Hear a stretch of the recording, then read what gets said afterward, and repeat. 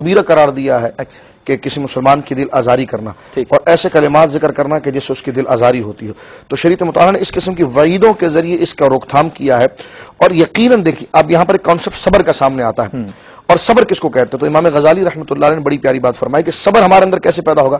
فرمایا صبر پیدا نہیں ہوتا، یہ ایک نتیجہ ہے. اچھا کہ بیج لگانے کے بعد اس کا جو پھل تیار ہوتا ہے. فرمایا یقین کا جو نتیجہ نکلتا ہے وہ صبر ہے کہ جب تمہیں اللہ رب العالمین کی ذات پر، اس کے محبوب کی سیرت پر، اور اٹھ کر جب تم قبر سے اٹھو گے اور اللہ رب العالمین کے سامنے جواب دہی کے لیے کھڑے ہو جاؤ گے، تو اس وقت جو تمہارے ساتھ باز و پرس ہوگی، اس کا جو یقین ہے وہ خود تمہیں صبر کی طرف راغب کر دے. کیا بات ہے. کالر کو شامل کرتے ہیں. السلام علیکم.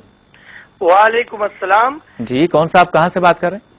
میرا نام حنیف فوکسی ہے اور میں دبئی سے بات کر رہا ہوں. جی فرمائیے حنیف زکوٰۃ صاحب. کے حوالے سے ایک سوال ہے شاہ صاحب سے جی جی کہ میری ایک شاپ ہے جس پہ کسی اچھے لوگوں نے قبضہ کر لیا ہے، تو اب اس کی زکوٰۃ میں دوں یا نہیں دوں؟ ٹھیک ہے. اور کیا کہنا چاہیں گے؟ بہت شکریہ. ایک اور کالر کو شامل کرتے ہیں. السلام علیکم. السلام علیکم. جی میرے خیال میں لائن ڈراپ ہو گئی.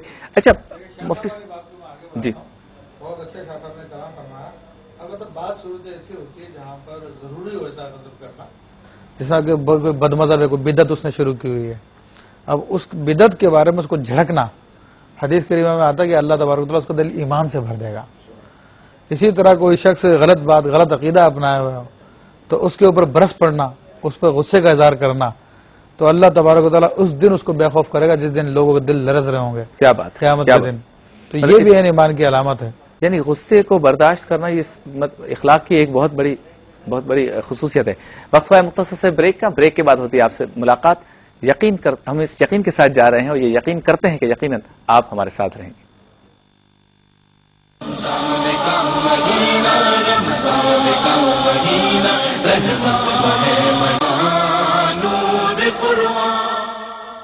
ویلکم بیک ناظرین. آپ دیکھ رہے ہیں پروگرام بزم افطار شبیر ابو طالب کے ساتھ. ہمارے ساتھ موجود ہیں ملک کے مشہور و معروف ثنا خواں، عالم اسلام کے مشہور و معروف ثنا خواں الحاج سعید ہاشمی صاحب. سعید بھائی کیسے گزر رہی ہے رمضان مبارک؟ ایک عرصے سے آپ کو دیکھ رہے ہیں ماشاءاللہ ناز شریف پڑھ رہے ہیں. اب جو تبدیلی ہے ناز شریف میں کیا دیکھتے ہیں؟ نوجوان بڑے اچھے طریقے سے جا رہے ہیں ماشاءاللہ. جی ہاں ماشاءاللہ اچھے جا رہے ہیں، لیکن یہ جو انداز میں تبدیلی کی یہ نامناسب. آپ تو ماشاءاللہ اسی طرح سے پڑھ رہے ہیں. جی الحمدللہ. کون سا کلام سنا رہے ہیں جو بہت مشہور ہو اور جس کو پڑھنے میں آپ کو بھی لطف آیا ہو، لوگوں کی طرف سے پذیرائی بھی ملی؟ خالد محمود صاحب کی ناز شریف ہے. بالکل پیش کیجئے. سبحان اللہ. منگتے خالی ہاتھ نہ لاتے، کتنی ملی خیرات نہ پوچھو. منگتے خالی ہاتھ نہ لاتے، کتنی ملی خیرات نہ پوچھو. ان کا کرم پہ ان کا کرم ہے، ان کے کرم کی بات نہ پوچھو. ان کا کرم پہ ان کا کرم ہے، ان کے کرم کی بات نہ پوچھو. کنتو کنزن راز مشیت جلوہ اسرار نور ہدایت. کنتو کنزن راز مشیت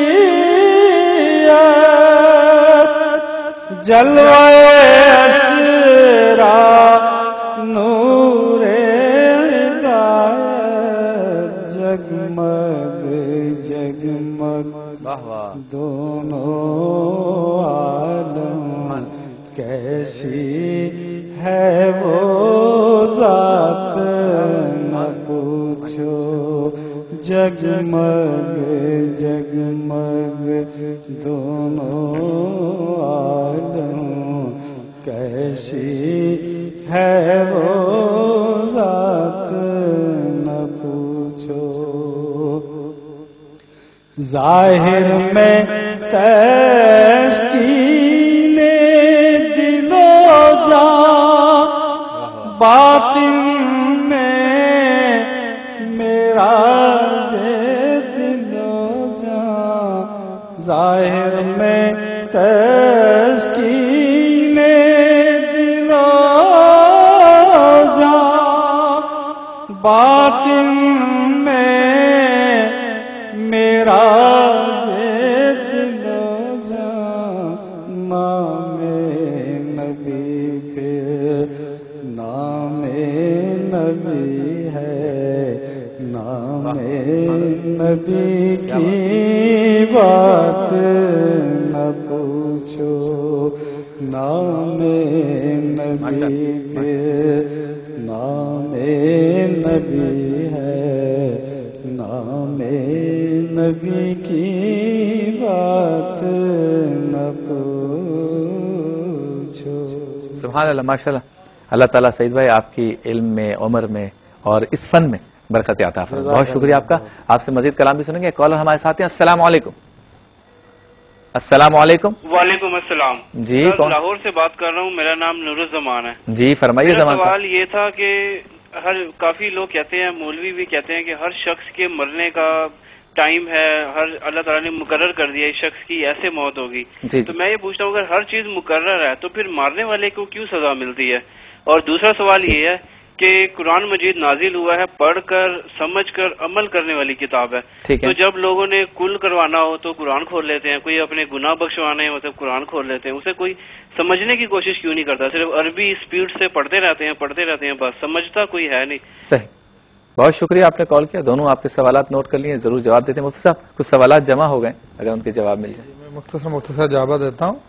بہن نے پوچھا تھا کہ گھر میں تراویح پڑھ رہی ہیں اور قرآن پاک دیکھ کر پڑھتے ہیں وہ لوگ، تو دیکھیں قرآن پاک کو دیکھ کے پڑھنے سے نماز فاسد ہو جاتی ہے۔ حتیٰ کہ فقہاء کرام نے فرمایا کہ اگر نماز پڑھنے والا محراب میں لکھی ہوئی آیت کو دیکھ کے پڑھے تو اس کی نماز ٹوٹ جائے گی۔ تو اسی طرح ہماری بہنیں جو تراویح کے شوق میں دیکھ کر قرآن پاک پڑھ رہی ہیں تو ان کی نماز نہیں ہو رہی ہے۔ ان سے بہتر یہ ہے کہ وہ اپنی اپنی تراویح پڑھ لیں، اور وہ آخری جو 10 صورتیں ہیں جو کچھ زبانی یاد ہے وہ پڑھ لیں، وہ پڑھ لیں، یا ایک ہی صورت یاد ہے اسی کو بار بار دوہرا لیں۔ ٹھیک۔ پھر ایک کوشچن کیا بھائی نے اسلام آباد سے کہ بغیر کھائے پیے کوئی اگر روزہ رکھ لے تو کیا حکم ہے؟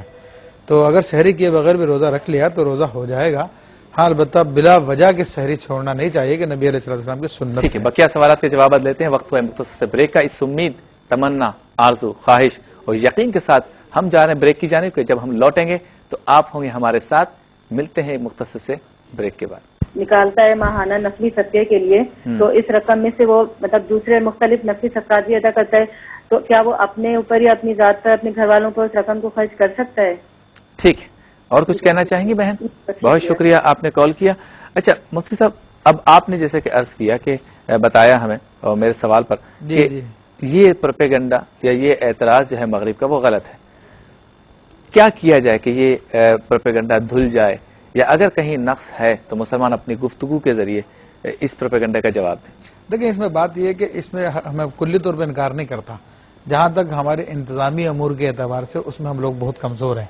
آج ہمارے انتظامی امور جس کے لیے دنیا سیدنا عمر فاروق رضی اللہ عنہ کا بنا ہوا نظام، باقاعدہ انگلینڈ کے ایک پادری نے بیان دیا کہ اسلامی شریعت کو نافذ کیا جائے، انگلینڈ میں نافذ کیا جائے۔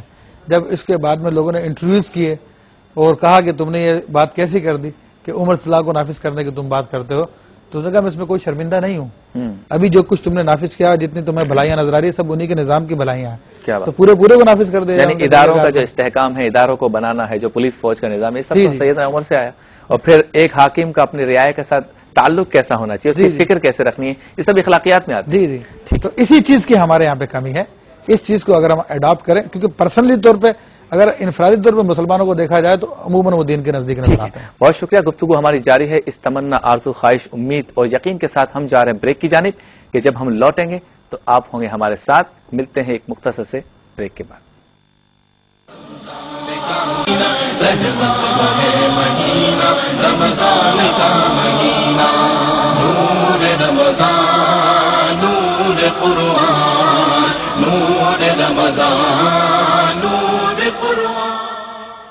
ویلکم بیک ناظرین، آپ دیکھ رہے ہیں پروگرام بزم افطار، شبیر ابو طالب کے ساتھ گفتگو ہماری ہو رہی ہے دعوت و تبلیغ اور اخلاق و کردار، اور سوال آپ کے سامنے ہے کہ ہمارے معاشرے میں اخلاقی پستی کی وجہ کیا ہے۔ مفتی صاحب، کچھ سوالات آپ کے پاس ہیں، ان کے جوابات اگر آپ دے دیں تو انشاءاللہ اس کے بعد گفتگو کا دوبارہ ایک کوشچن یہ ہے کہ قرآن پاک کو سمجھنے کی کوشش کرنا چاہیے، لوگ ختموں میں اور دیگر موقع بس پڑھنا شروع کر دیتے ہیں تو شاید ان کی گفتگو سے مجھے ایسا لگا کہ شاید پڑھنا ان کے نزدیک اچھی